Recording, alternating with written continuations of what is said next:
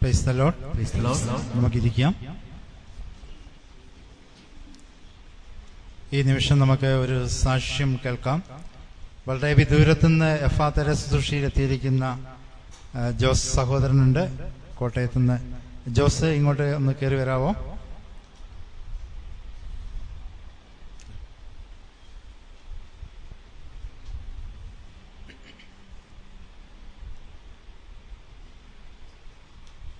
കുറേ ദിവസങ്ങളായി എഫാത്തയിൽ വരാൻ അദ്ദേഹം ആഗ്രഹിക്കുന്നു. ഏറ്റുമാനൂരാണ് നീണ്ടൂര് ഇടവക. അദ്ദേഹത്തിൻ്റെ ചെറിയൊരു സാക്ഷ്യം നമുക്ക് കേൾക്കാം.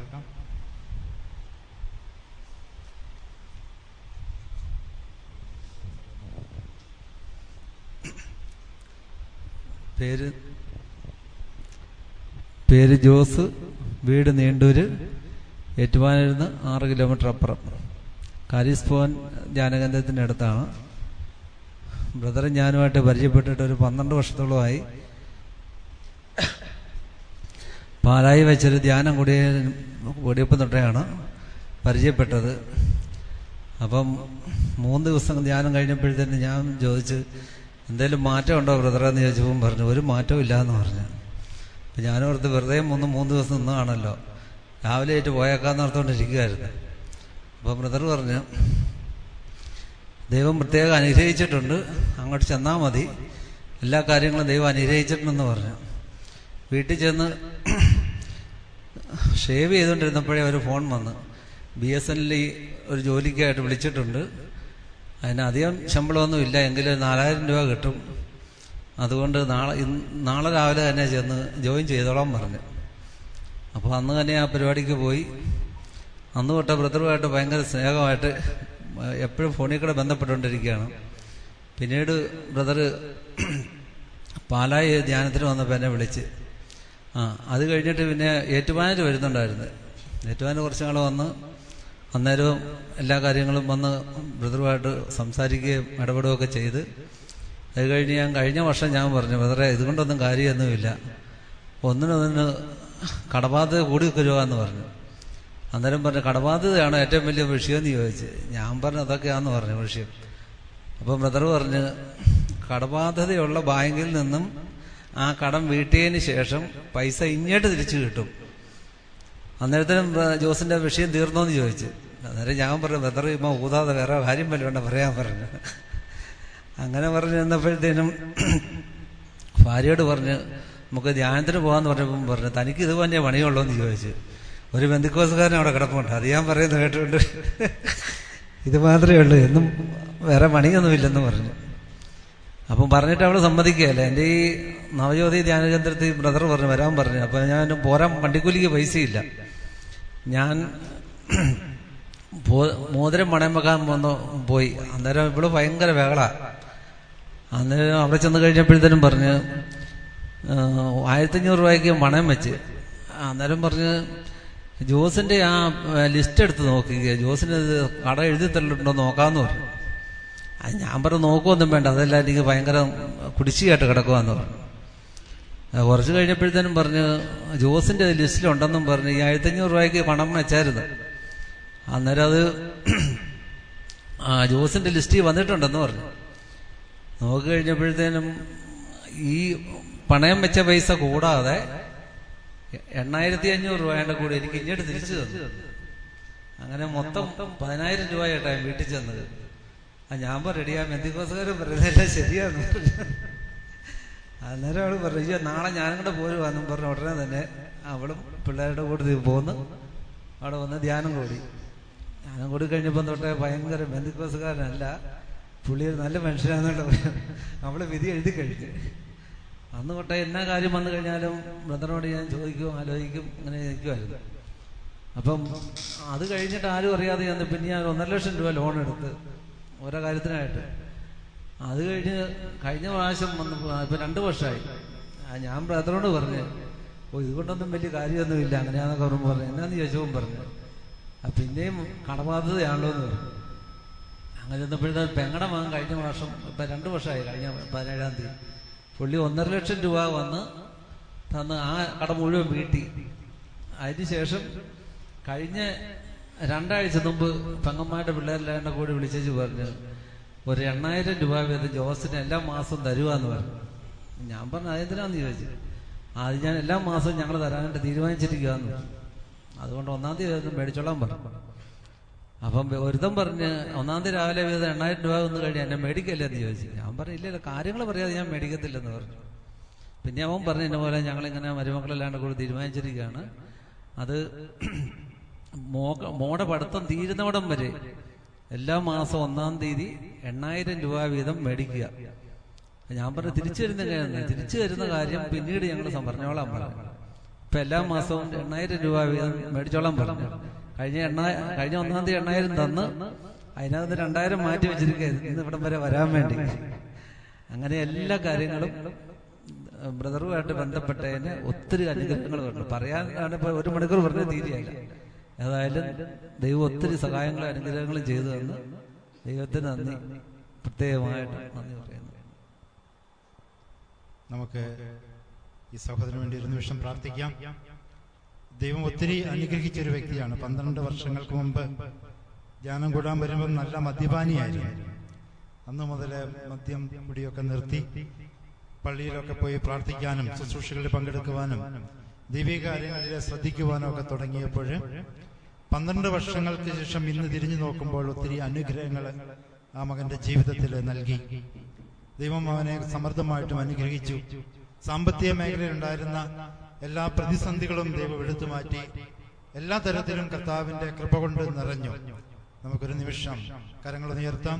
ആ സഹോദരനെ, കുടുംബത്തെ, കുഞ്ഞുമക്കളെ, സഹോദരന്റെ ജ്യേഷ്ഠാനുജന്മാരെ, മകന്റെ ഇടവകയെ ഈശോയ്ക്ക് കൊടുത്തുകൊണ്ട് നമുക്ക് സ്തുതിക്കാം. ഹല്ലേലൂയ. യേശുവേ നന്ദി. ഓ ദൈവമേ, മഹത്വകർത്താവേ സ്തോത്രം. യേശുവേ നന്ദി. ദൈവമേ സ്തുതി. ഹല്ലേലൂയ. യേശുവേ സ്തോത്രം. യേശുവേ നന്ദി. ദൈവമേ സ്തോത്രം. യേശുവേ നന്ദി. Hallelujah. Praise the Lord. Hallelujah. അനുഗ്രഹം പ്രാപിക്കാൻ എത്ര നാള് കാത്തിരിക്കണം?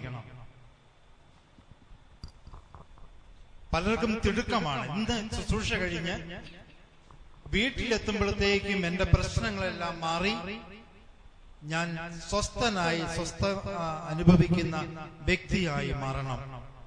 അത് ലഭിച്ചില്ലെങ്കിൽ പിറ്റേ ദിവസം തൊട്ട് പഴയ വഴികളിലേക്ക് തിരിച്ചു പോകുവാനുള്ള പ്രവണത നമ്മളിൽ എല്ലാവരിലും പലപ്പോഴും കാണാൻ സാധിക്കും. ഇങ്ങനെ ഉണ്ടാകുന്നതിന് കാരണം മലാക്കിയുടെ പുസ്തകത്തിലെ 1-ാം അധ്യായത്തില് 6-ാമത്തെ വാക്യത്തിൽ പറയുന്നു, പുത്രൻ പിതാവിനെയും ദാസൻ യജമാനെയും ബഹുമാനിക്കുന്നു. എന്റെ നാമത്തെ നിന്ദിക്കുന്ന പുരോഹിതന്മാരെ സൈന്യങ്ങളുടെ കർത്താവായ ഞാൻ നിങ്ങളോട് ചോദിക്കുന്നു, ഞാൻ പിതാവാണെങ്കിൽ എനിക്കുള്ള ബഹുമാനം എവിടെ? ഞാൻ യജമാനാണെങ്കിൽ എന്നോടുള്ള ഭയം എവിടെ എന്ന് ദൈവം ചോദിക്കുന്നു. ആരാണ് പുരോഹിതൻ? പൗലോസ് പറയുന്നു, നമ്മൾ ഓരോരുത്തരും ദൈവത്തിന്റെ തെരഞ്ഞെടുക്കപ്പെട്ട വിശുദ്ധ ഗണവും രാജ പുരോഹിത വർഗവും ആണോ? ഉറപ്പില്ല. ഉറപ്പില്ലാത്തത് കൊണ്ട് തന്നെ നമുക്ക് നമ്മളുടെ പിതാവിനെ വേണ്ടുന്ന രീതിയിൽ ബഹുമാനിക്കാൻ കഴിയുന്നില്ല. നമ്മളെല്ലാം മറ്റുള്ളവരെ ബഹുമാനിക്കുന്നവരാണ്, മറ്റുള്ളവരെ ആദരിക്കുവാൻ ശ്രമിക്കുന്നവരാണ്. നമ്മുടെ ഭവനത്തിലേക്ക് ആരെങ്കിലും കടന്നു വന്നാൽ നമ്മളവരെ ആദരപൂർവം സ്വീകരിക്കും, വീട്ടിൽ കൊണ്ടുപോയി ഇരുത്തും, നല്ല സംസാരങ്ങളൊക്കെ അവരോട് നമ്മൾ നടത്തും. മൈക്കേ പോയോ?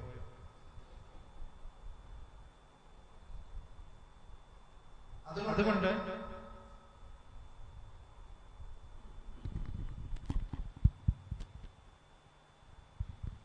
നമ്മള് ദൈവത്തിന് കൊടുക്കേണ്ടുന്ന ബഹുമാനം പലപ്പോഴും ദൈവത്തിന് കൊടുക്കാതെ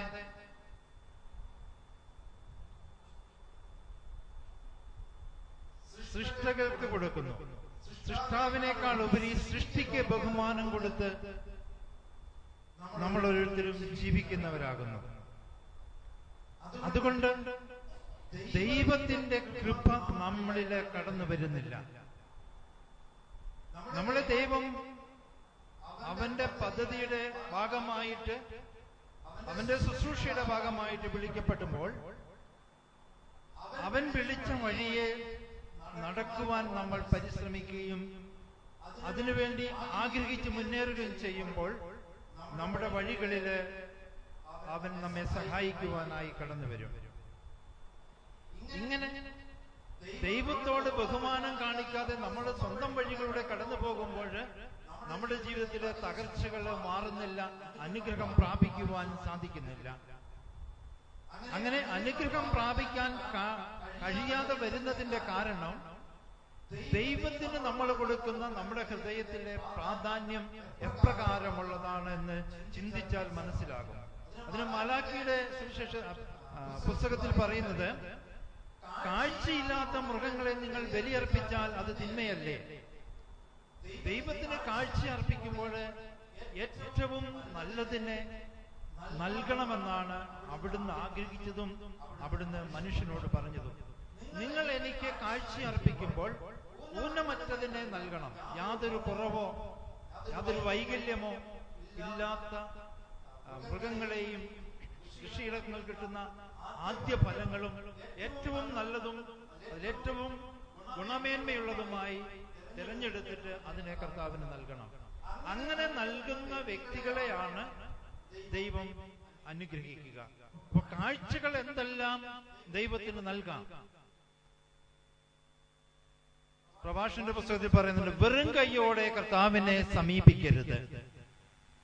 കർത്താവിന്റെ അങ്കണത്തിലേക്ക് കടന്നു ചെല്ലുമ്പോൾ, ബലിയർപ്പിക്കുവാനായിട്ട് പോകുമ്പോൾ, പ്രാർത്ഥിക്കുവാനായിട്ട് പോകുമ്പോൾ നമ്മുടെ കൈകളില് വിശിഷ്ടമായത്, അവൻ തന്ന അനുഗ്രഹത്തിൽ നിന്നും നമ്മളെടുത്തിലുള്ള വിശിഷ്ടമായ കാഴ്ചകള് നമ്മുടെ കൈകളില് നമ്മൾ സൂക്ഷിക്കണം. അത് പൊന്നോ വെള്ളിയോ പണമോ ഒന്നും വേണമെന്നല്ല അവിടുന്ന് ആഗ്രഹിക്കുന്നത്. മറിച്ച് അവന് സ്വീകാര്യമായ ഒരു ഹൃദയം, ഒരു വിശുദ്ധമായ മനസ്സ്, എളിമയുള്ള ഒരു നിലപാട്, പാപം ചെയ്തതിനെ കുറിച്ചുള്ള പശ്ചാത്താപം, മാനസാന്തരത്തിന് ചേർന്ന ഫലങ്ങൾ പുറപ്പെടുവിക്കുവാനുള്ള ഉത്സാഹം, ഈ കാഴ്ചകളും ഏന്തി അവന്റെ സന്നിധിയിലേക്ക് കടന്നു ചെന്നാൽ അവൻ സമൃദ്ധമായിട്ടും അനുഗ്രഹിക്കും. നമ്മളിപ്പോ സാക്ഷ്യം കേട്ട ജോസിന്റെ കാര്യം, ജോസ് താമസിക്കുന്നത് ഒരു ബാറിന്റെ മുമ്പിലാണ്. കള്ളുകുടിയന്മാരെ കൊണ്ട് നിറഞ്ഞ ഒരു സ്ഥലമാണ് നമ്മളിപ്പോൾ സാക്ഷ്യം കേട്ടിരിക്കുന്ന, സാക്ഷ്യം പറഞ്ഞ ജോസ് താമസിക്കുന്ന ഇടം. അദ്ദേഹത്തിന് ഒരു തൊഴിലുണ്ട്, ഓട്ടോറിക്ഷ ഓടിക്കുക എന്നുള്ളത്. ഈ ഓട്ടോറിക്ഷ കൊണ്ടിട്ടിരിക്കുന്ന ഈ ബാറിന്റെ മുമ്പിലാ കള്ളുകുടിയന്മാരെ ആരെങ്കിലും വിളിച്ചാൽ പോകാനും വരാനും വേണ്ടിയിട്ട്. 12 വർഷമായിട്ട് അങ്ങനെ ജോലി ചെയ്യുന്ന മകന് മദ്യം കഴിക്കണമെന്നുള്ള ആഗ്രഹം തോന്നിയില്ല. ഈ ഓട്ടോറിക്ഷ ഓടിച്ചിട്ടും വലിയ മെച്ചമൊന്നുമില്ല. അങ്ങനെ ദൈവത്തിൽ ആശ്രയിച്ച് ജീവിച്ച ഈ മകന്റെ ജീവിതത്തിലെ ധാരാളം അനുഗ്രഹങ്ങൾ കർത്താവ് നൽകി. ഒന്ന് കേട്ടില്ലേ? എന്നോട് പ്രാർത്ഥന ചോദിച്ചപ്പോൾ കടമാണെന്ന് പറഞ്ഞു. അപ്പോൾ കർത്താവ് എനിക്ക് തന്ന സന്ദേശം, ബാങ്കിൽ നിന്നും കടം വീട്ടിയിട്ട് ബാങ്കുകാർ കുറച്ച് പണവും കൂടെ ആർക്ക് തിരിച്ചു കൊടുക്കുന്നു? ജോസിന് തിരിച്ചു കൊടുക്കും. അങ്ങനെ ആരെങ്കിലും കേട്ടിട്ടുണ്ടോ? കടം വീട്ടി കഴിഞ്ഞിട്ട് കുറച്ച് പണവും കൂടെ പോക്കറ്റ് മണിയായിട്ട് 10,000-ഓളം രൂപ പോക്കറ്റിലുള്ളൂ. അത് കർത്താവിന്റെ സന്ദേശമായിരുന്നു. പലപ്പോഴും നമുക്ക് ദൈവിക സന്ദേശങ്ങൾ വിശ്വസിക്കാൻ കഴിയില്ല. അതാ ബ്രദറിന് വട്ട് കയറിയിട്ട് പറയുന്നതാ, അല്ലാണ്ട് വെറുതെ ഒന്നും പറയുന്നതല്ല. അപ്പൊ അതുകൊണ്ട് തന്നെ പല സന്ദേശങ്ങളെയും നമുക്ക് ആ സന്ദേശം നൽകിയ ദൈവത്തിൽ ആശ്രയിച്ചുകൊണ്ട് മുന്നേറാൻ കഴിയാതെ വരുന്നത് കൊണ്ട് പല സന്ദേശങ്ങളും നമ്മുടെ ജീവിതത്തിൽ പ്രാവർത്തികമാകാതെ പോകുന്നു. സന്ദേശങ്ങളെ നമ്മൾ താലോലിക്കണം, വിശ്വസിക്കണം, അതിനുവേണ്ടി പ്രാർത്ഥിക്കണം. ഇങ്ങനെ വിശ്വസിച്ചും പ്രാർത്ഥിച്ചും താലോലിച്ച ഒരാളുണ്ട് നമ്മുടെ സുവിശേഷത്തില്. ആരാണെന്ന് പറയാവോ? ഇല്ല, അബ്രഹാം. ദൈവം അബ്രഹത്തോട് പറഞ്ഞു, പ്രായം കഴിഞ്ഞിരിക്കുന്ന അവസ്ഥയിൽ നിനക്ക് ഒരു മകനുണ്ടാകും. നിന്റെ മകൻ അനേകർക്ക് ജന്മം നൽകുന്ന വ്യക്തികളായി തീരും. കടലിലെ മണൽത്തരി പോലെ, ആകാശത്തിലെ നക്ഷത്രങ്ങളെ പോലെ നിനക്ക് ഞാൻ തലമുറകളിലെ മക്കളെ നൽകുമെന്ന് ദൈവം പറഞ്ഞു. ദീർഘനാള് കാത്തിരുന്നു, വിശ്വസിച്ചു. അബ്രാഹത്തിന് ദൈവം നൽകിയ വാഗ്ദാനം സഫലമായി. അപ്പോൾ നമ്മള് ദൈവസന്നിധിയിൽ കടന്നു ചെല്ലുമ്പോൾ ലഭിക്കുന്ന സന്ദേശങ്ങളെ തള്ളിക്കളയാതെ അതിനുവേണ്ടി പ്രാർത്ഥിക്കുകയും കാത്തിരിക്കുകയും ചെയ്യുമ്പോൾ നിശ്ചയമായും ദൈവം ഇടപെടും. അപ്പോൾ ഇങ്ങനെ ഇടപെടണമെങ്കിൽ അവന് കൊടുക്കേണ്ടുന്ന ബഹുമാനം നമ്മൾ കൊടുക്കണം. എങ്ങനെയാ അവനെ നമ്മൾ ദൈവത്തെ ബഹുമാനിക്കുക? അപ്പനെ ബഹുമാനിക്കാം, ഭർത്താവിനെ ബഹുമാനിക്കാം, ഭാര്യയെ ആദരിക്കാം, നമ്മളിരിക്കുന്ന ചാണ്ഡ്യത്തിനെ നമുക്ക് ബഹുമാനിക്കാം, ഇതൊക്കെ ചെയ്യാം. എന്നാൽ നമുക്ക് കാണാൻ കഴിയാത്ത, നമ്മളെ കണ്ടുകൊണ്ടിരിക്കുന്ന ദൈവത്തെ നമ്മളെങ്ങനെ ബഹുമാനിക്കും? ഒരു നിമിഷം നമ്മുടെ ബഹുമാനത്തിന്റെ തോതളക്കാൻ നമ്മുടെ പ്രാർത്ഥനാ ജീവിതത്തിലേക്കൊന്ന് പോയാൽ മതി. കുടുംബ പ്രാർത്ഥന മാത്രം നമുക്കൊന്ന് ചിന്തിക്കാം. എങ്ങനെയാണ് നമ്മൾ കുടുംബ പ്രാർത്ഥനയ്ക്ക് ഒരുങ്ങുന്നത്? ഒരു മൂലയ്ക്ക് ഒരാളിരിക്കും, ഒരു കസേരയിൽ ഒരാളിരിക്കും, വേറൊരാള് മൊബൈല് ഗെയിം കളിച്ചുകൊണ്ടിരിക്കും, ഒരാള് കമ്പ്യൂട്ടറിലെ മുകളിലത്തെ റൂമില് നെറ്റിൽ നോക്കിക്കൊണ്ടിരിക്കും, വേറൊരാള് അങ്ങാടി പോയിട്ട് 4 കാലേ കയറി വന്നിട്ട് കതക് മുട്ടും, തുറക്കടി എന്നും പറഞ്ഞുകൊണ്ട്. അപ്പോൾ പ്രാർത്ഥിച്ചുകൊണ്ടിരിക്കുന്ന ഭാര്യ, നശിച്ചവൻ വന്നു, പ്രാർത്ഥിക്കാനും സമ്മതിക്കുകയില്ല എന്നും പറഞ്ഞ് കതക് തുറന്നു കൊടുക്കും. പിന്നെ അവിടെ എന്ത് പ്രാർത്ഥനയായിരിക്കും നടക്കുക? അപ്പോൾ ദൈവത്തെ ബഹുമാനിക്കേണ്ടതിന് പകരം ദൈവത്തെ അപമാനിക്കുവാൻ നമ്മൾ കൂടുതൽ സമയം ചെലവഴിക്കുന്നു. പ്രാർത്ഥന എന്ന് പറയുമ്പോൾ അതിനൊരു പ്രത്യേക അനുഭവം ഉണ്ടാകണം. പ്രാർത്ഥന എന്ന് പറയുമ്പോൾ എന്റെ നാമത്തിൽ 2 അതിലധികമോ ആളുകൾ ഒരുമിച്ച് ചേരുമ്പോൾ അവരുടെ മധ്യേ ഞാൻ ഉണ്ടാകുമെന്നാണ് ദൈവം പറഞ്ഞത്. അപ്പോൾ നമ്മളെല്ലാം ഭവനത്തില് അപ്പനും അമ്മയും മക്കളും കുഞ്ഞുമക്കളും ഒരുമിച്ചിരുന്ന് പ്രാർത്ഥിക്കുമ്പോൾ ആ പ്രാർത്ഥനയുടെ നടുവില് ദൈവമുണ്ട്, പരിശുദ്ധാത്മാവുണ്ട്, യേശുക്രിസ്തുവുണ്ട്, പിതാവായ ദൈവമുണ്ട്, സ്വർഗീയത്തിലെ മാലാഖമാരെല്ലാവരും അവരുടെ വീട്ടിൽ വരിക. അവരെ നമ്മൾ എങ്ങനെ ബഹുമാനിച്ച് സ്വീകരിച്ചു? അതുകൊണ്ടാണ് പ്രാർത്ഥിക്കുമ്പോൾ പഴയ ചില വീടുകളിലൊക്കെ അവരാദ്യം തന്നെ പ്രാർത്ഥിക്കാനിരിക്കുന്ന റൂം അടിച്ചുവാരും, ചിലർ തുടയ്ക്കും, എന്നിട്ട് നല്ല മനോഹരമായ പായകളും വിരികളും ഒക്കെ വിരിക്കും, മെഴുകുതിരി കത്തിച്ചു വെക്കും, അലങ്കരിക്കും, ബൈബിൾ എടുത്തു വെക്കും, മുട്ടുകുത്തി നിന്ന് പ്രാർത്ഥിക്കും. അത് നമ്മുടെ കുടുംബത്തില് നമ്മൾ 1, 2, 3 പേർ ഒരുമിച്ച് ചേരുമ്പോൾ അവരുടെ മധ്യത്തിൽ സന്നിഹിതനാകുന്ന ദൈവത്തെ കണ്ടുകൊണ്ട് ഞങ്ങളുടെ കൂടെ ദൈവമുണ്ട്, ആ ദൈവത്തെ വേണ്ടുന്ന വണ്ണം ആദരിക്കേണ്ടതും ബഹുമാനിക്കേണ്ടതും ആരാധിക്കേണ്ടതും എപ്രകാരമാണെന്ന് മനസ്സിലാക്കിക്കൊണ്ട് ഏറ്റവും നല്ല രീതിയിൽ ആ വീട് അലങ്കരിച്ച്, ആ പ്രാർത്ഥനാ സ്ഥലം അലങ്കരിച്ച് അത് ഭംഗിയായിട്ട് പ്രാർത്ഥിക്കുവാൻ, ആരാധനയോടെ പ്രാർത്ഥിക്കുവാൻ ദൈവത്തെ ആരാധിക്കുന്ന ബഹുമാനിക്കുന്ന വ്യക്തികൾ ഉത്സാഹം കാണിക്കും. അങ്ങനെയുള്ളവരുടെ കുടുംബത്തില്, അങ്ങനെയുള്ളവരുടെ ജീവിതത്തില് ദൈവത്തിന്റെ നിറഞ്ഞ സാന്നിധ്യം എപ്പോഴും ഉണ്ടാകും.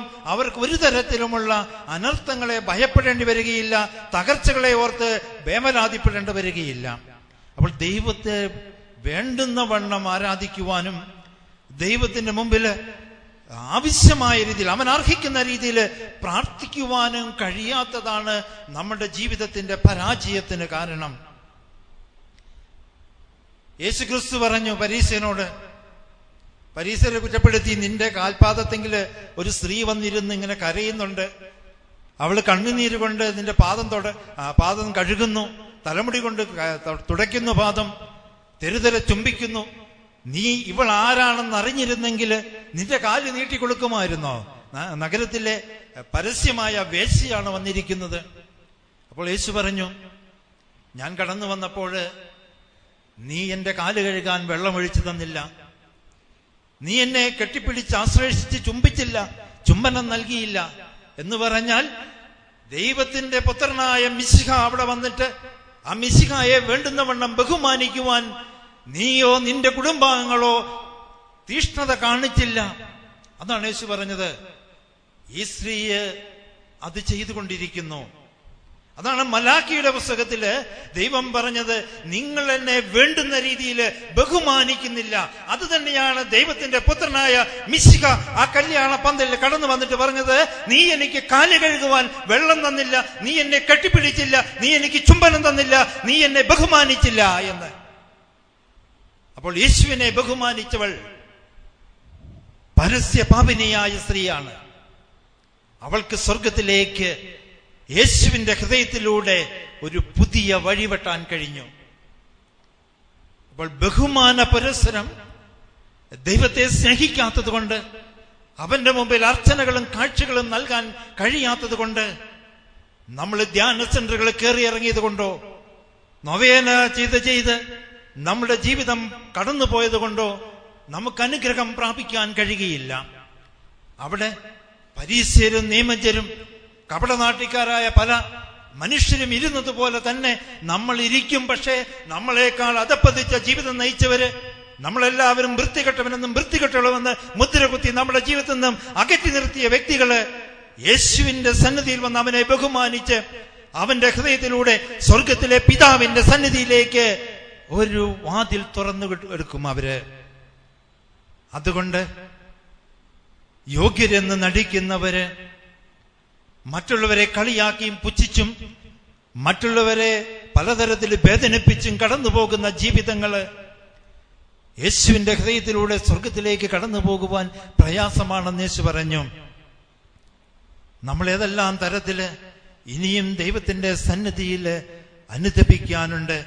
ഈ നാളുകളെല്ലാം കൂടിയ ധ്യാനത്തിലൂടെ അനുദപിച്ചത് കൊണ്ടോ പശ്ചാത്തപിച്ചത് കൊണ്ടോ മാത്രം നമ്മുടെ പ്രശ്നം തീർന്നിട്ടില്ല എന്ന് നമുക്ക് മനസ്സിലാക്കാൻ കഴിയും. അപ്പോൾ അതിനപ്പുറത്തേക്ക് ഇനിയും നമ്മുടെ ജീവിതത്തിൽ ഏതെല്ലാം തരത്തിൽ അനുദപിക്കുകയും പശ്ചാത്തപിക്കുകയും മാനസാന്തരപ്പെടുകയും ചെയ്യണമെന്ന് അവിടുന്ന് പറയുന്നു. പലപ്പോഴും നമ്മളുടെ ധ്യാനം എങ്ങനെയാണെന്നറിയാവോ? ബ്യൂട്ടി പാർലറിൽ പോകുന്ന പെണ്ണുങ്ങളെ കൂട്ടും മുടിവെട്ടാൻ പോകുന്ന പുരുഷന്മാരും ആൺകുട്ടികളുടെ കൂട്ടുമാണ്. എന്താ ചെയ്യുന്നത്? നമ്മൾ മുടിവെട്ടാൻ പോയിട്ട് മുടി മുകളിലൊന്ന് ഷേപ്പ് ചെയ്ത് വെക്കും, ഒന്ന് കത്തിരിച്ച് വെക്കും, നല്ല മനോഹരമായിട്ട് വെക്കും. പക്ഷെ ഒരാഴ്ച കഴിയുമ്പോഴോ ഈ മുടി നീണ്ടുവരും. ധ്യാനം കൂടാൻ പോകും, നല്ല കുമ്പസാരമൊക്കെ നടത്തും, ഒന്ന് വെട്ടി ക്ലീൻ ചെയ്ത് ബ്യൂട്ടി പാർലറിൽ പോയി വന്നതുപോലെ ഇരിക്കും. ഒരാഴ്ച കഴിയുമ്പോൾ എന്ത് സംഭവിക്കും? മുടി നീളുന്ന പോലെ തന്നെ പാപത്തിന്റെ കൈകള് ആ വ്യക്തിയുടെ ജീവിതത്തിൽ നീണ്ടുവരുന്നു. മദ്യക്കുടി നിർത്തിയവൻ ഒരാഴ്ച കഴിയുമ്പോൾ വീണ്ടും മദ്യപിക്കാൻ പോകുന്നു. വഴക്കുണ്ടാക്കുന്ന ആള് വഴക്ക് നിർത്തിയിട്ട് 2 ആഴ്ച കഴിഞ്ഞിട്ട് വീണ്ടും വഴക്കുണ്ടാക്കാൻ പോകുന്നു. അപ്പോൾ വീണ്ടും പോകും ബ്യൂട്ടി പാർലറിലേക്ക്, വീണ്ടും ഒരു ധ്യാനത്തിന് പോകും, ഒന്നും കൂടെ വെട്ടിയിട്ട് വരും. ഇങ്ങനെ വെട്ടിയതുകൊണ്ട് നമ്മുടെ ജീവിതത്തിൽ നിന്നും ഒരു പാപവും മാറിപ്പോകുന്നില്ലല്ലോ. അങ്ങനെയായിരുന്നെങ്കിൽ നമ്മുടെയൊക്കെ ജീവിതം എത്രയോ മാത്രം അനുഗ്രഹിക്കപ്പെടുമായിരുന്നു. എന്നാൽ യഥാർത്ഥത്തില് ഈ പാപത്തിന്റെ സ്വഭാവത്തെ ഉരിഞ്ഞു മാറ്റണം.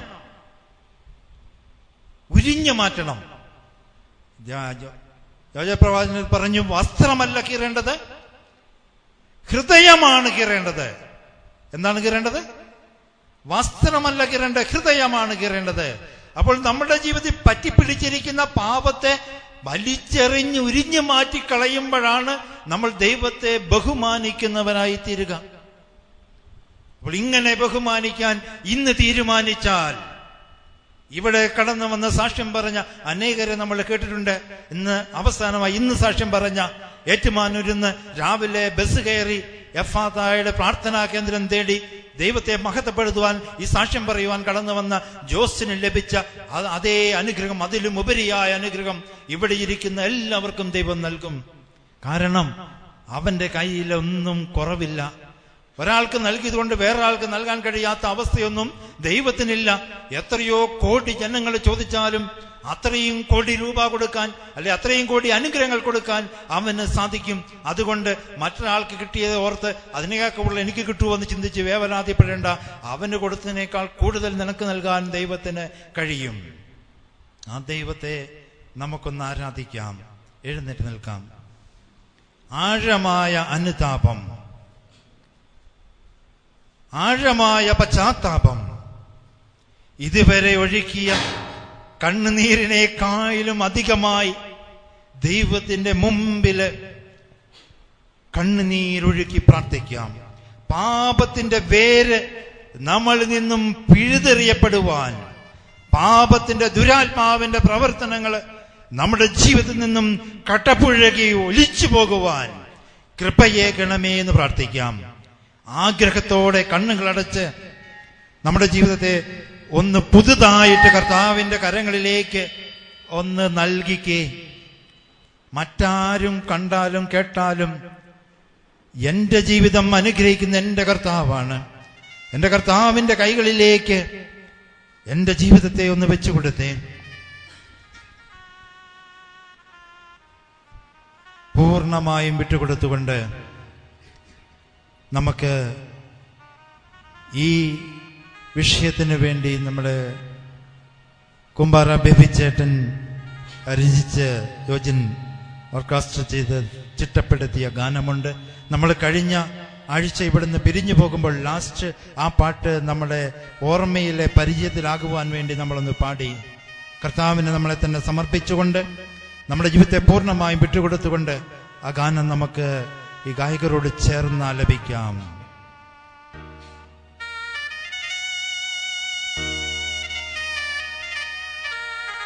വിട്ടുകൊടുത്ത് പ്രാർത്ഥിക്കാം, കണ്ണീരോടെ പ്രാർത്ഥിക്കാം.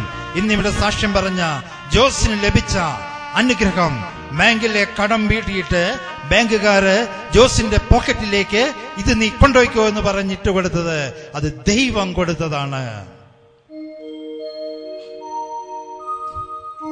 ഇത്ര നാൾ നിൻ മുൻപിൽ പ്രാർത്ഥിച്ചുവെങ്കിലും പ്രാർത്ഥനയായിരുന്നു പശ്ചാത്താപത്തോടെ, അതെല്ലാം പ്രാർത്ഥനയായിരുന്നു. ഇത്രയും നാൾ ഞാൻ അർപ്പണം ചെയ്തതെല്ലാം അർപ്പണമായിരുന്നു.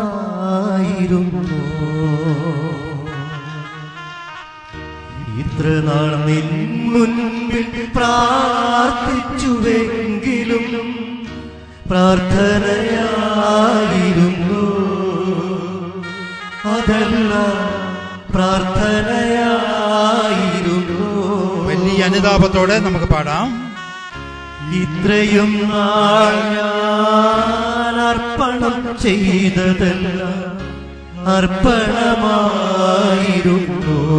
കരം മാറോട് ചേർത്ത് പിടിച്ചുകൊണ്ട് മലിനമല്ലേ ദേഹവും ദേഹിയും മനസ്സിന്റെ ചിന്തകൾ പോലും. വലിയ ദുഃഖത്തോടെ ഖേദത്തോടെ മലിനമല്ലേ ദേഹവും ദേഹിയും മനസ്സിന്റെ ചിന്തകൾ പോലും. മാപ്പുതരൂ എല്ലാവരും ചേർന്ന് തരൂ എന്റെ പിതാവേ നീ. കരങ്ങൾ നീട്ടിപ്പിടിച്ചുകൊണ്ട് മാപ്പുതരൂ മാപ്പുതരൂ എന്റെ കർത്താവേ നീ. ചേർന്ന് പാടാം. മാപ്പുതരൂ മാപ്പുതരൂ പശ്ചാത്താപത്തോടെ എന്റെ പിതാവേ നീ. ക്ഷമായാചനത്തോടെ മാപ്പുതരൂ മാപ്പുതരൂ എന്റെ കർത്താവേ നീ.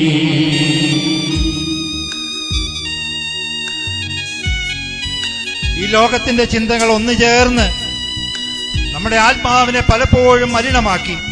പ്രഭാഷകൻ പറയുന്നു, അരിപ്പയിൽ മാലിന്യം ശേഷിക്കുന്ന പോലെ ചിന്തകൾ ഒന്നു ചേർന്നെന്നോടെ ആത്മാവിനെ മലിനമാക്കി.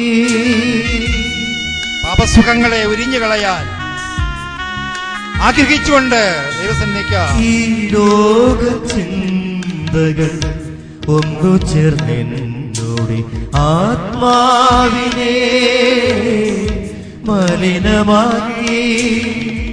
പാപസുഖങ്ങളെ ഉരിയായിത്രനാൾ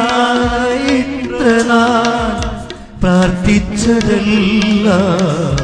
വ്യർത്ഥമല്ലോ. എന്റെ പിതാവേ അങ്ങേക്കു നൽകേണ്ട ആദരവൊന്നും ഞാൻ തന്നില്ലല്ലോ. മാപ്പുതരൂ മാപ്പുതരൂ എന്റെ പിതാവേ നീ. മാപ്പുതരൂ മാപ്പുതരൂ എന്റെ പിതാവേ നീ. മാപ്പുതരൂ മാപ്പുതരൂ എന്റെ പിതാവേ നീ. മാപ്പുതരൂ മാപ്പുതരൂ എന്റെ പിതാവേ നീ.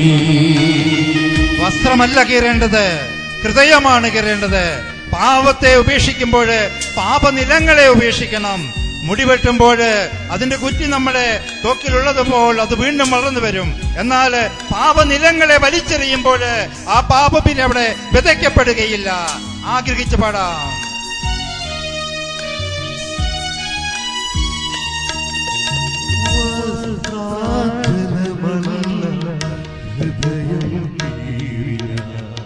പാപനിലങ്ങളെ ത്യജിച്ചിടാം, നമുക്ക് പാപനിലങ്ങളെ ഉപേക്ഷിക്കാം. വസ്ത്രാഞ്ചലമല്ല ഹൃദയം കീറിയ പാപനിലങ്ങളെ ത്യജിച്ചിടുന്നു. മനസ്സ് ശരീരം അർപ്പിക്കാം. മനസ്സു ശരീരവും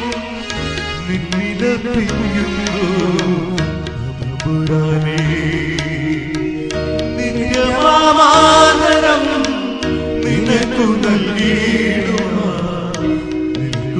ഞാനിതാ തമ്പുരാനേ. മാപ്പുതരൂ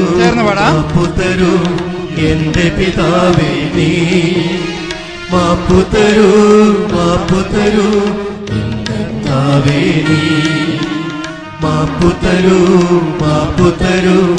എന്റെ പിതാവേ നീ, മാപ്പുതരൂ എന്റെ പിതാവേ നീ. നിൻ മുൻപിൽ പ്രാർത്ഥിച്ചുവെങ്കിലും പ്രാർത്ഥനയായിരുന്നു, അതെല്ലാം പ്രാർത്ഥനയായിരുന്നു. ഇത്രയും നാൾ ഞാൻ അർപ്പണം ചെയ്തതെല്ലാം അർപ്പണമായിരുന്നു. മലിനമല്ലേ ദേഹവും ദേഹിയും മനസ്സിന്റെ ചിന്തകൾ പോലും.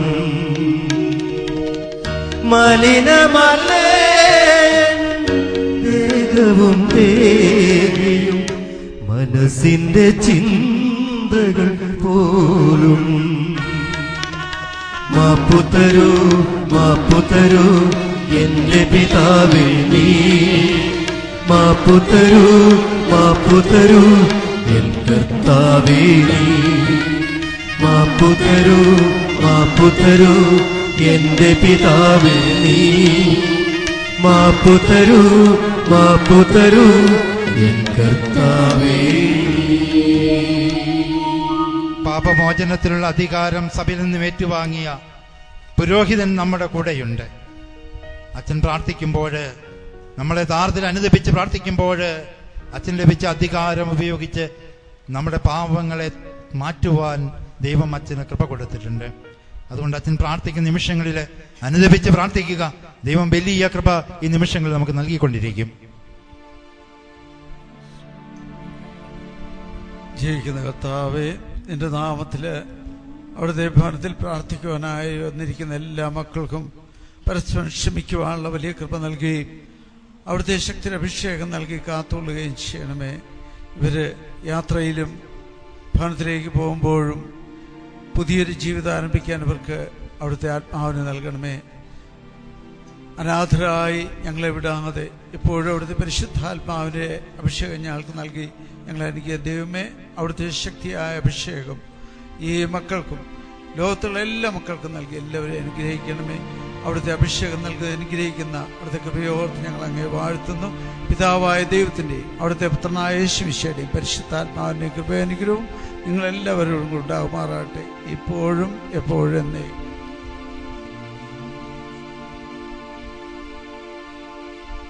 യേശുവേ സ്തോത്രം, യേശുവേ നന്ദി. വലിയ അനുതാപത്തോടെ ദൈവം ക്ഷമിക്കുന്നവനും പൊറുക്കുന്നവനുമാണ്. ഹൃദയ പരമാർത്ഥതയോടെ അവിടുത്തെ തേടിയാല്, അവിടുത്തെ അന്വേഷിച്ചാല് അവിടുത്തെ കണ്ടെത്താൻ കഴിയും. യേശുവിനെ കണ്ടെത്താൻ കഴിയാത്തത്, ദൈവത്തെ കണ്ടെത്താൻ കഴിയാത്തത് ഹൃദയ പരമാർത്ഥതയോടെ അവിടുത്തെ തേടാത്തത് കൊണ്ടാണ്. ഹൃദയ പരമാർത്ഥതയോടെ തേടാം. നമ്മുടെ എല്ലാ പദവികളും എല്ലാ തരത്തിലുള്ള മഹത്വവും മാറ്റിവെച്ചുകൊണ്ട് അനുതാപത്തോടെ പശ്ചാത്താപത്തോടെ അവനെ സമീപിക്കുമ്പോൾ അവൻ അനുഗ്രഹിക്കും.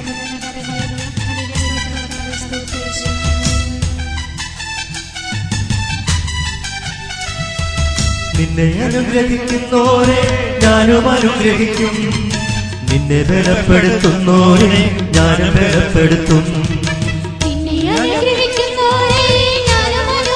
ഇത് ചേർന്ന് പാടിക്കേ. എന്നിൽ നിന്നും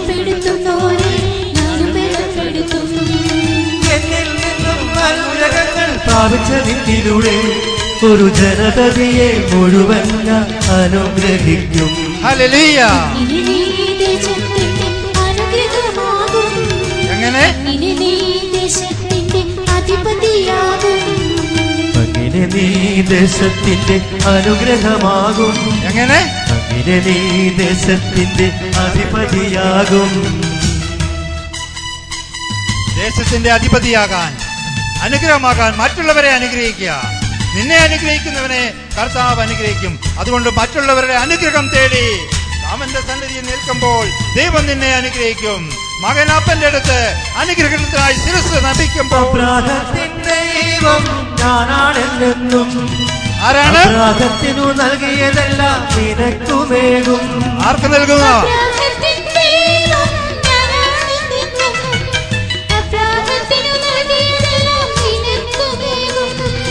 ഇസ്രായേലേ ദേശം ഞാൻ നിനക്കു നൽകും. ഭൂമധ്യേ നീ എന്നും അനുഗ്രഹമാകും. എവിടെ അനുഗ്രഹമാകും?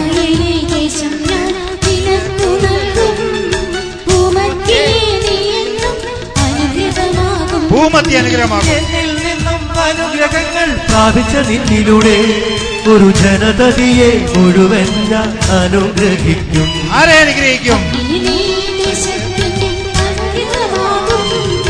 എങ്ങനെ? അങ്ങനെ നീ ദേശത്തിന്റെ അനുഗ്രഹമാകും. അങ്ങനെ നീ ദേശത്തിന്റെ അധിപതിയാകും.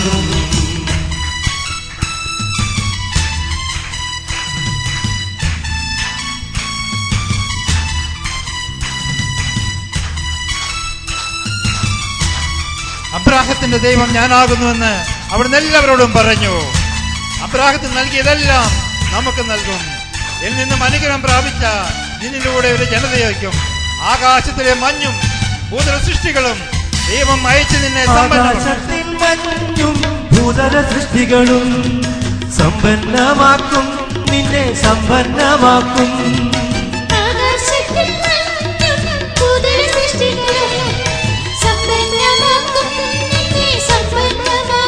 ആരെ സമ്പന്നമാക്കും? മുന്തിരിച്ചാറും നിന്റെ കളപ്പുരയിൽ നിറച്ചു നൽകും സമൃദ്ധമായ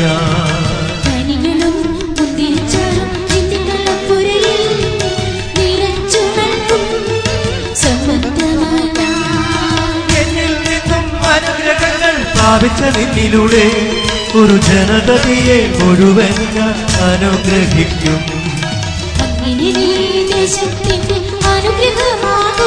എങ്ങനെ?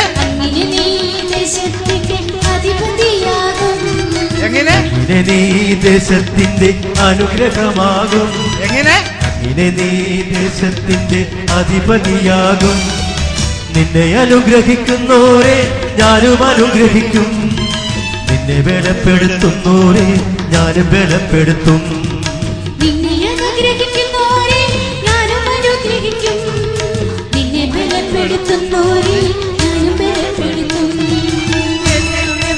അനുഗ്രഹങ്ങൾ പ്രാപിച്ച നിന്നിലൂടെ ഒരു ജനതയെ മുഴുവൻ ഞാൻ അനുഗ്രഹിക്കും. ആരിലൂടെ?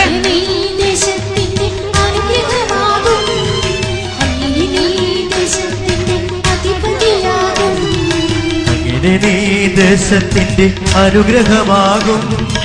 അങ്ങനെ നീ ദേശത്തിന്റെ അധിപതിയാകും. അങ്ങനെ നീ ദേശത്തിന്റെ അനുഗ്രഹമാകും. അങ്ങനെ നീ ദേശത്തിന്റെ അധിപതിയാകും. അങ്ങനെ നീ ദേശത്തിന്റെ അനുഗ്രഹമാകും. അങ്ങനെ നീ ദേശത്തിന്റെ അധിപതിയാകും. അങ്ങനെ നീ ദേശത്തിന്റെ അനുഗ്രഹമാകും. അങ്ങനെ നീ ദേശത്തിന്റെ അധിപതിയാകും. യഥാർത്ഥ പശ്ചാത്താപവും മാനസാന്തരവും അനുതാപവും നമ്മൾ ആഗ്രഹിക്കുകയും ദൈവത്തോട് ചോദിക്കുകയും ചെയ്തിട്ടുണ്ടെങ്കിൽ അവൻ ഈ നിമിഷം നമ്മളെ അവന്റെ അനുഗ്രഹത്തിന്റെ പങ്കാളികളാക്കി മാറ്റും. ഇപ്പോഴാണ് സ്വീകാര്യമായ സമയം. ഇന്നലെയല്ല, നാളെയല്ല, ഇപ്പോഴാണ് സ്വീകാര്യമായ സമയം. അതിനി കാത്തിരിക്കേണ്ടതില്ല. ഇപ്പോൾ അനുദപിക്കുന്ന, പശ്ചാത്തപിക്കുന്ന, മാനസാന്തരത്തിന് യോജിച്ച ഫലങ്ങൾ പുറപ്പെടുവിക്കുവാൻ കഴിയുമെന്ന് തീരുമാനിക്കുന്ന വ്യക്തിയുടെ ജീവിതത്തിലേക്ക് കർത്താവ് അനുഗ്രഹങ്ങളുമായി കടന്നു വരും. അനുഗ്രഹത്തിന്റെ അഭിഷേക നിമിഷമാണ് നമ്മൾ നിലനിൽക്കുന്ന ഈ നിമിഷം. അതിനാൽ കൂടുതൽ എളിമയോടെ, ഹൃദയ നൊമ്പരത്തോടെ പ്രാർത്ഥിക്കുക. അവൻ അനുഗ്രഹിക്കും. അവന്റെ സന്നിധിയിലാണ് എല്ലാ മഹത്വവും തേജസ്സും കുടികൊള്ളുന്നത്. എന്നും അവിടുത്തെ തിരുസന്നിധിയില് ഈ മഹത്വവും തേജസ്സുമുണ്ട്. അവന്റെ തിരുസന്നിധിയിൽ കടന്നു ചെല്ലാത്തത് കൊണ്ടാണ് അവന്റെ മഹത്വത്തിന്റെയും തേജസ്സിന്റെയും അനുഭവം നമുക്ക് ലഭിക്കാതെ പോകുന്നത്. അവന്റെ വിശുദ്ധ മന്ദിരത്തിലേക്ക് നോക്കി പ്രാർത്ഥിച്ചാല് അവന്റെ സ്വർഗീയമായ സൗന്ദര്യം നമ്മളുടെ എല്ലാവരുടെയും ജീവിതത്തിൽ അവൻ നൽകിക്കൊണ്ടിരിക്കും. അതുകൊണ്ട് കഴിഞ്ഞ കാലങ്ങളിൽ ഞാൻ ഇങ്ങനെയായിരുന്നല്ലോ, ഞാൻ ഇങ്ങനെയായി പോയല്ലോ എന്നോർത്ത് വിലപിക്കാനുള്ള നിമിഷമല്ല ഇനിയുള്ളത്. മറിച്ച് അവന്റെ അനുഗ്രഹത്തിന്റെ നിറവിനായിട്ട് നമ്മുടെ ജീവിതത്തെ വിട്ടുകൊടുത്തുകൊണ്ട് പ്രാർത്ഥിക്കാം. അവിടുത്തെ വിശുദ്ധ മന്ദിരത്തില് ബലവും സൗന്ദര്യവുമുണ്ട്. സൗന്ദര്യത്തിന് വേണ്ടിയിട്ട്, സൗന്ദര്യം വർദ്ധിപ്പിക്കാൻ വേണ്ടിയിട്ട് ബ്യൂട്ടി പാർലറിൽ പോകണ്ട, കാണുന്നതെല്ലാം വാരി മുഖത്ത് തേക്കേണ്ടതില്ല, ജിമ്മിൽ പോകേണ്ട ആവശ്യമില്ല, ഓർലിസ് കഴിച്ച് ശരീരത്തെ പുഷ്ടിപ്പെടുത്തേണ്ട ആവശ്യമില്ല, ഓട്സ് കഴിച്ച് ശരീരത്തെ ബലപ്പെടുത്തേണ്ട. അവന്റെ വിശുദ്ധ മന്ദിരത്തില് കടന്നു ചെല്ലുന്ന എല്ലാ വ്യക്തിയുടെ ജീവിതത്തിലും അവൻ സൗന്ദര്യം നൽകി അവനെ അനുഗ്രഹിക്കും. അതുകൊണ്ട് നമുക്ക് പാടാം, ഇവരോട് ചേർന്ന് പാടാം, ഗായകരോട് ചേർന്ന് പാടാം.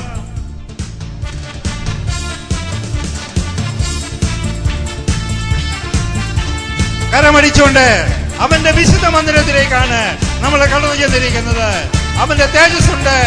അവന്റെ തിരുസന്നിധിയിലാണ് നമ്മളായിരിക്കുന്നത്. സന്തോഷത്തോടെ, ആർപ്പോടെ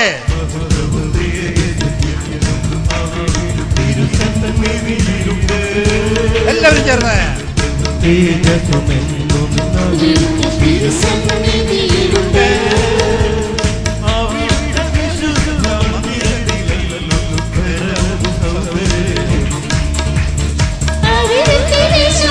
മന്ദിരത്തിലല്ലോ നിലവും സൗന്ദര്യവും തേജസ്സും കരം ഉയർത്തിയെന്നടിച്ചേ, കരം ഉയർത്തി. മന്ദിരത്തിലല്ലോ നിലവും സൗന്ദര്യവും. സൗന്ദര്യമില്ലാന്ന് വിചാരിക്കുന്നവര് സന്തോഷത്തോടെ കരമടിച്ചെന്ന് പാടിക്കേ. ജനരാശികളെ കരഘോഷത്തോടെ ആർപ്പ് വിളിച്ചുകൊണ്ട് അവന്റെ അങ്കണത്തിലേക്ക് പ്രവേശിക്കുവേൻ. കാരണം അവന്റെ അങ്കണത്തിലുണ്ട് അനുഗ്രഹവും മഹത്വവും.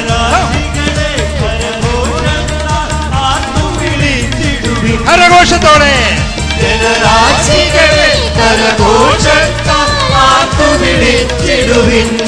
മഹത്വവും ശക്തിയും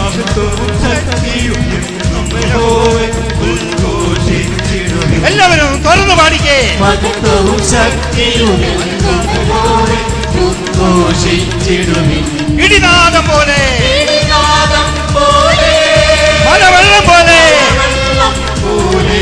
പെരുമഴ പോലെ,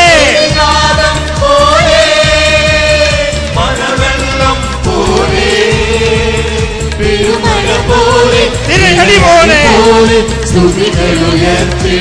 ഉറക്കെ ഉറക്കെ ഇതുപോലെ മഴ പോലെ, തിരയടി പോലെ സ്തുതികൾ ഉയർത്തിടുവിൻ.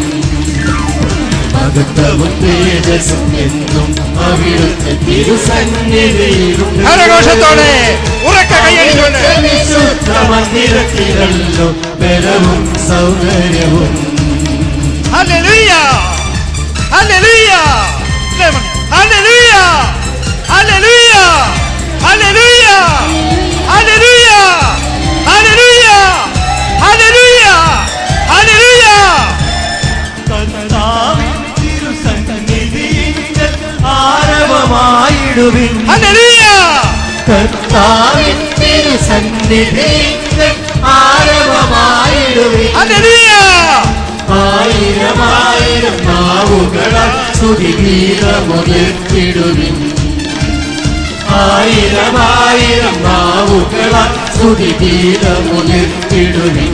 ഇടിനാദം പോലെ ഇടിനാദം പോലെ മലവെള്ളം പോലെ ഇടിനാദം പോലെ മലവെള്ളം പോലെ പെരുമഴ പോലെ തിരയടി പോലെ സ്തുതികളുയർത്തിടുവിൻ. പെരുമഴ പോലെ തിരയടി പോലെ സ്തുതികളുയർത്തിടുവിൻ. മഹത്വവും തേജസ്സുമെന്നും അവിടുത്തെ തിരുസന്നിധിയിലുണ്ട്. മഹത്വവും തേജസ്സുമെന്നും അവിടുത്തെ തിരുസന്നിധിയിലുണ്ട്. അവിടുത്തെ വിശുദ്ധ മന്ദിരത്തിലല്ലോ ബലവും സൗന്ദര്യവും. അവിടുത്തെ വിശുദ്ധ മന്ദിരത്തിലല്ലോ ബലവും സൗന്ദര്യവും. ബലവും സൗന്ദര്യവും ബലവും സൗന്ദര്യവും ബലവും സൗന്ദര്യവും. Hallelujah hallelujah.